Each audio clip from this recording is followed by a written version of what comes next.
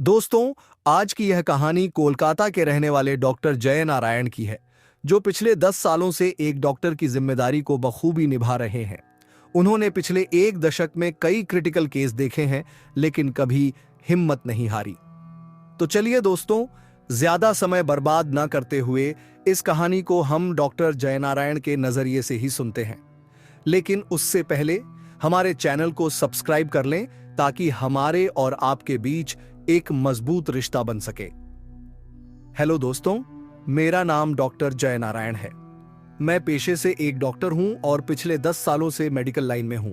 मेरा जन्म एक छोटे से गांव में हुआ था, लेकिन पढ़ाई और काम की वजह से अब मैं कोलकाता शहर में रहता हूं। मेरी पत्नी और 2 बच्चे हैं जिनसे मैं बहुत प्यार करता हूं। मैं एक सरकारी हॉस्पिटल में काम करता हूं, जहां मैंने कई तरह के मरीजों का इलाज किया है। जीवन में कई मुश्किलें आईं, पर मैंने कभी हार नहीं मानी। मैं एक पढ़ा लिखा और एजुकेटेड डॉक्टर हूं। मैंने कभी भी भूत प्रेत आत्मा पर विश्वास नहीं किया था, लेकिन जो कुछ मैंने उस हॉस्पिटल में देखा और महसूस किया, उसने मेरी सोच को हमेशा के लिए बदल दिया। यह घटना मेरे साथ लगभग 5 साल पहले हुई थी, जब मैं नए हॉस्पिटल में अपनी ड्यूटी निभा रहा था। यह हॉस्पिटल पुराने जमाने में बहुत बड़ा और प्रसिद्ध हुआ करता था, लेकिन अब इसकी हालत काफी खराब हो चुकी थी। इसे जल्द ही बंद किया जाने वाला था, लेकिन मरीजों की संख्या के चलते इसे कुछ समय और चलाना पड़ा। एक दिन शाम का वक्त था और मैं अपनी ड्यूटी पर था। उस दिन कुछ अजीब सा महसूस हो रहा था। मरीजों की चीख पुकार के बीच कभी कभी मुझे ऐसा लगता था कि कोई अदृश्य ताकत मुझे देख रही है। मैं अपने काम में व्यस्त था, लेकिन दिल में एक अजीब सा डर बैठ गया था। रात को लगभग 11 बजे एक इमरजेंसी कॉल आया। मैंने सुना कि हॉस्पिटल के सबसे पुराने और बंद पड़े विंग में कोई अजीब सी आवाजें आ रही हैं। वह विंग पिछले कई सालों से बंद पड़ा था, क्योंकि वहां कई लोग अजीब हादसों का शिकार हो चुके थे। पहले तो मैंने इसे नजरअंदाज करने की कोशिश की, लेकिन आवाजें बढ़ती ही जा रही थी। आखिरकार मैंने नर्स और एक अन्य डॉक्टर को साथ लिया और हम उस पुराने विंग की ओर चल पड़े। वहां पहुंचते ही हमें ठंडी हवा का झोंका महसूस हुआ। पूरा विंग अंधेरे में डूबा हुआ था। केवल हमारे हाथ में टॉर्च की रोशनी ही हमें रास्ता दिखा रही थी। जैसे ही हमने विंग के अंदर कदम रखा, दरवाजा अपने आप ही जोर से बंद हो गया। हम सब हड़बड़ा गए और तुरंत बाहर जाने की कोशिश की, लेकिन दरवाजा नहीं खुला। अचानक हमें एक लड़की की रोने की आवाज सुनाई दी। वह आवाज अंदर के एक कमरे से आ रही थी। हम सबने हिम्मत जुटाई और उस कमरे की ओर बढ़े।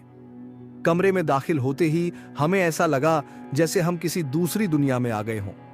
वहां एक सफेद साड़ी पहने लड़की, जो लगभग 20 से 22 साल की लग रही थी, बैठी रो रही थी। उसकी आंखों से आंसू बह रहे थे, लेकिन उसका चेहरा बिल्कुल शांत था। हमने उससे पूछा, तुम कौन हो? यहां क्या कर रही हो? लेकिन उसने कोई जवाब नहीं दिया। धीरे धीरे वह उठी और हमारे सामने खड़ी हो गई। उसकी आंखों में एक अजीब सी चमक थी।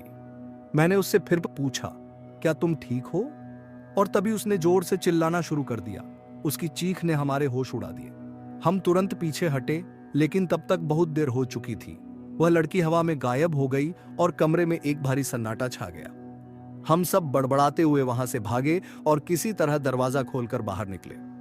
उस रात के बाद मैंने उस विंग के पास कभी नहीं गया।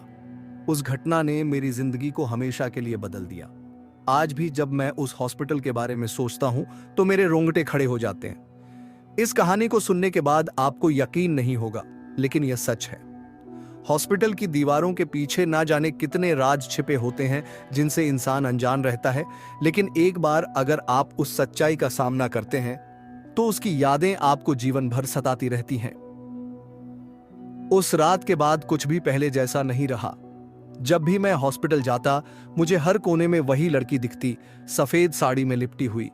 कभी वह ऑपरेशन थिएटर के बाहर खड़ी होती, तो कभी मरीजों के वार्ड में घूमती। मैंने कई बार उसे नजरअंदाज करने की कोशिश की, लेकिन वह हर बार और भी ज्यादा नजदीक आ जाती। एक रात की बात है, मैं देर तक हॉस्पिटल में काम कर रहा था। रात के करीब 2 बजे होंगे और पूरा हॉस्पिटल खामोशी में डूबा हुआ था। तभी मुझे अचानक से ऐसा लगा जैसे कोई मेरे पीछे खड़ा है। मैंने मुड़कर देखा, लेकिन वहां कोई नहीं था। मैं फिर से अपने काम में लग गया, लेकिन कुछ ही देर बाद वही एहसास फिर से हुआ। इस बार मैंने तेजी से मुड़कर देखा और वही लड़की खड़ी थी। उसकी आंखें लाल हो चुकी थीं और चेहरे पर एक भयानक मुस्कान थी। उसने कुछ नहीं कहा, बस मेरी ओर बढ़ने लगी। मुझे ऐसा लगा जैसे मेरे पैर जमीन से चिपक गए हैं। मैं हिल भी नहीं पा रहा था। वह धीरे धीरे मेरे करीब आती गई और उसकी आंखों में सिर्फ नफरत और गुस्सा झलक रहा था। उसकी सर्द आवाज में उसने कहा, तुम्हें भी मेरे साथ यहीं रहना होगा हमेशा के लिए। मेरे शरीर में जैसे बिजली का करंट दौड़ गया। मैंने अपनी पूरी ताकत लगाकर चिल्लाने की कोशिश की, लेकिन मेरी आवाज गले में ही अटक गई थी। तभी हॉस्पिटल की लाइट्स तेजी से जलने और बुझने लगी। चारों ओर अजीब सी आवाजें गूंजने लगीं, जैसे कोई चीख रहा हो या मदद मांग रहा हो। मैं घबराकर भागने की कोशिश करने लगा, लेकिन दरवाजे अपने आप बंद हो गए। चारों ओर अंधेरा छा गया और मुझे अपने आसपास सिर्फ वही लड़की दिख रही थी। उसका चेहरा अचानक विकृत हो गया।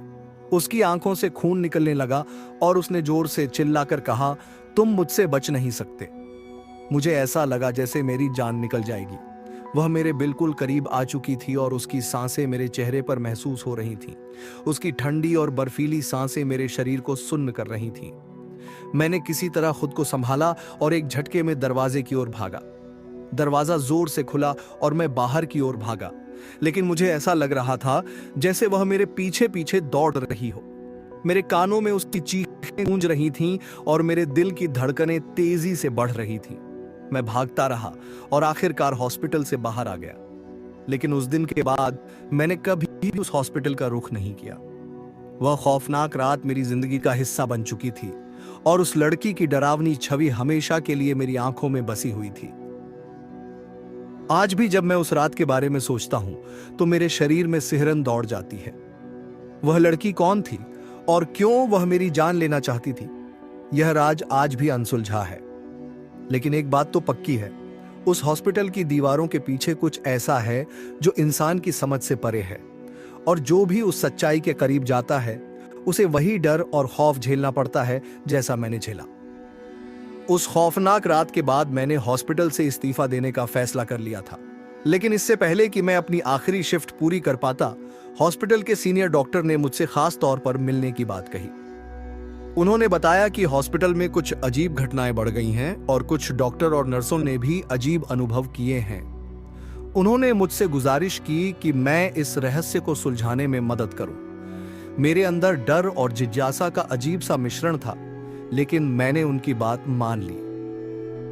अगली रात मैंने हिम्मत जुटाई और उस बंद पड़े विंग में अकेले जाने का फैसला किया। मैंने अपने साथ एक कैमरा और टॉर्च रख ली ताकि मैं किसी भी अप्रत्याशित घटना का सामना कर सकूं। जैसे ही मैंने उस विंग के अंदर कदम रखा, मुझे अजीब सी ठंड महसूस होने लगी। मेरे चारों ओर ऐसा माहौल था जैसे हर चीज सर्द और भयानक हो चुकी हो। हर कदम के साथ मेरे दिल की धड़कन तेज होती जा रही थी।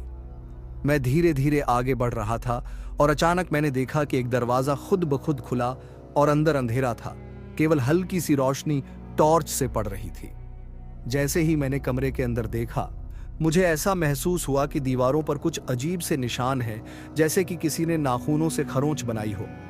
मैं और आगे बढ़ा और तभी अचानक कमरे की लाइट्स खुद ब खुद जलने लगी। मैंने अपने कान उसके करीब ले जाने की कोशिश की, लेकिन तभी वह साया एक झटके में गायब हो गया और कमरे में गूंजने लगी एक भयानक हंसी। मेरे हाथ पैर कांपने लगे, लेकिन मैंने खुद को संभाला और आगे बढ़ने का फैसला किया। जैसे ही मैं अगले कमरे में दाखिल हुआ, वहां दीवारों पर खून से लिखे शब्द थे, तुम्हारा अंत यही है। अचानक से कमरे में अजीब सी हलचल होने लगी। फर्नीचर खुद ब खुद हिलने लगा और कमरे में भूतों की फौज जमा हो गई। हर कोने से अजीब अजीब चेहरे मुझे घूर रहे थे। उनके चेहरे विकृत और भयानक थे। मुझ में जितनी हिम्मत बची थी उसे जुटाकर मैंने वहां से भागने की कोशिश की, लेकिन कमरे का दरवाजा बंद हो गया। मुझे लगा कि अब मेरे पास कोई रास्ता नहीं बचा। तभी अचानक से कमरे में चारों ओर से चीखें गूंजने लगीं। वह लड़की जो पहले मुझे दिखाई दी थी, अब कमरे के हर कोने में थी। उसके चेहरे पर वही भयानक मुस्कान थी, लेकिन इस बार उसकी आंखें आग जैसी लाल थीं। उसने फिर से अपनी सर्द आवाज में कहा, तुम मुझसे भाग नहीं सकते, तुम मेरे हो। मुझे लगा कि यह मेरे जीवन का आखिरी पल है। मैंने अपनी आंखें बंद कर लीं और प्रार्थना करने लगा, लेकिन तभी एक अदृश्य शक्ति ने मुझे खींचकर जमीन पर पटक दिया और मेरा सिर जमीन से टकरा गया। सब कुछ धुंधला हो गया, लेकिन मैंने जैसे तैसे खुद को उठाया। मैंने आखिरी बार उस लड़की की ओर देखा। उसकी आंखों में नफरत और दर्द साफ झलक रहा था। वह मेरे करीब आई और मेरे कान में कहा, तुम्हें वही सजा मिलेगी जो मैंने झेली है। मैं बिना किसी और सोच विचार के दरवाजे की ओर भागा और दरवाजा खुल गया। मैं किसी तरह बाहर आ गया, लेकिन मेरे कानों में उसकी हंसी गूंज रही थी। उस रात के बाद मैंने हॉस्पिटल को हमेशा के लिए छोड़ दिया, लेकिन हॉस्पिटल के दरवाजे के बाहर भी मैं उस लड़की की छाया महसूस करता हूँ। हर बार जब मैं आईने में खुद को देखता हूँ, मुझे उसकी मुस्कान और उसकी लाल आंखें दिखती हैं। मैंने अब तक सैकड़ों मरीजों का इलाज किया है, लेकिन उस लड़की का चेहरा और उसकी भयानक कहानी मेरे दिल और दिमाग में हमेशा के लिए बसी रह गई है। और जब भी मैं उन घटनाओं के बारे में सोचता हूँ, तो मुझे एहसास होता है कि यह हॉस्पिटल कभी भी सिर्फ एक ईंट पत्थर का बना ढांचा नहीं था। इसके अंदर ऐसी आत्माएं बसती हैं जिनकी कहानियां अभी तक अनकही हैं और शायद हमेशा अनकही ही रहेंगी। उस भयानक घटना के बाद मैंने उस लड़की के बारे में जानने की कोशिश की। मैंने पुराने रिकॉर्ड्स खंगाले, हॉस्पिटल के पुराने कर्मचारियों से बात की और धीरे धीरे उस लड़की की कहानी सामने आई। करीब 50 साल पहले उस हॉस्पिटल में एक नर्स काम करती थी जिसका नाम सविता था। सविता बहुत ही मेहनती और मृदुभाषी थी, लेकिन उसकी जिंदगी में बहुत दर्द और तकलीफ थी। वह एक छोटे से गांव से आई थी और अपने परिवार को आर्थिक रूप से सपोर्ट करने के लिए इस शहर में नौकरी कर रही थी। उसकी शादी तय हो चुकी थी और वह अपने मंगेतर से बहुत प्यार करती थी, लेकिन किस्मत को कुछ और ही मंजूर था। एक रात जब सविता ड्यूटी पर थी, हॉस्पिटल में आग लग गई। आग ने तेजी से पूरे विंग को अपनी चपेट में ले लिया। सविता ने अपने मरीजों को बचाने की पूरी कोशिश की, लेकिन वह खुद उस आग में फंस गई। उसकी चीखें पूरे हॉस्पिटल में गूंजती रही, लेकिन कोई भी उसे बचाने के लिए वहां तक नहीं पहुंच पाया। कुछ लोग कहते हैं कि उसके मंगेतर ने उसे बचाने की कोशिश की, लेकिन वह खुद भी उस आग में झुलस कर मर गया। सविता की मौत बहुत ही दर्दनाक और त्रासद थी। उसकी आत्मा में जो गुस्सा और दर्द था, वह कभी शांत नहीं हो पाया और इसी वजह से उसकी आत्मा उस हॉस्पिटल में भटकती रही। आग लगने के बाद अस्पताल के उस विंग को हमेशा के लिए बंद कर दिया गया। लोग उस जगह से डरने लगे क्योंकि वहां अजीब घटनाएं होने लगीं। कुछ लोगों का कहना था कि उन्होंने रात के अंधेरे में सविता की चीखें सुनी हैं, जबकि कुछ का दावा था कि उन्होंने उसे अस्पताल के गलियारों में भटकते हुए देखा है।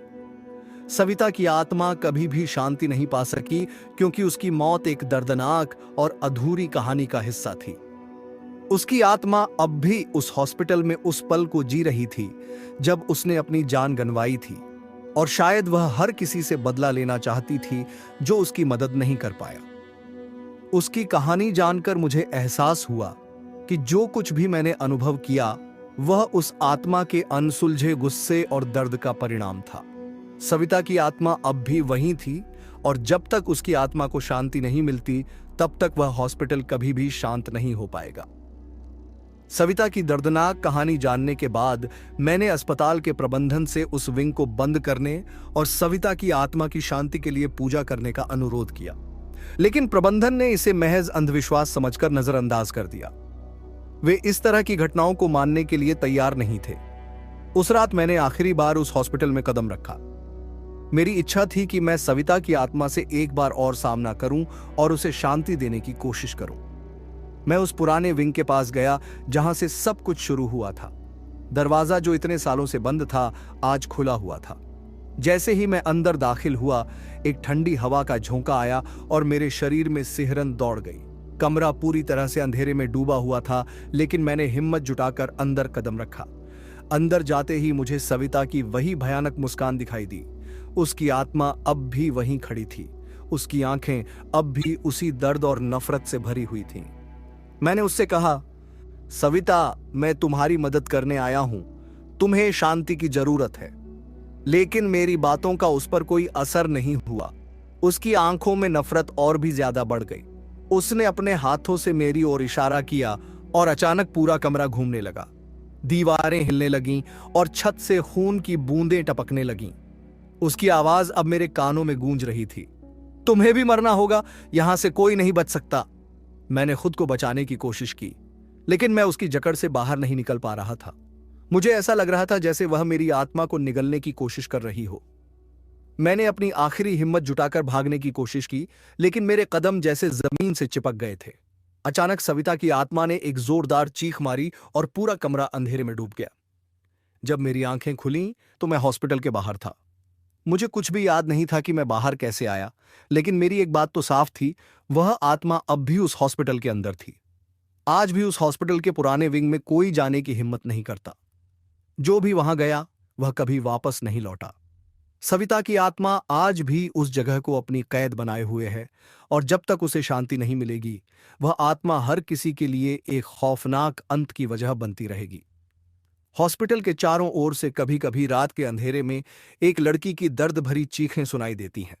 वह आत्मा अब भी वही है, और वह किसी की भी रूह को तब तक चैन नहीं लेने देगी जब तक उसकी अपनी आत्मा को शांति नहीं मिलती। तो दोस्तों, आज की यह कहानी आपको कैसी लगी?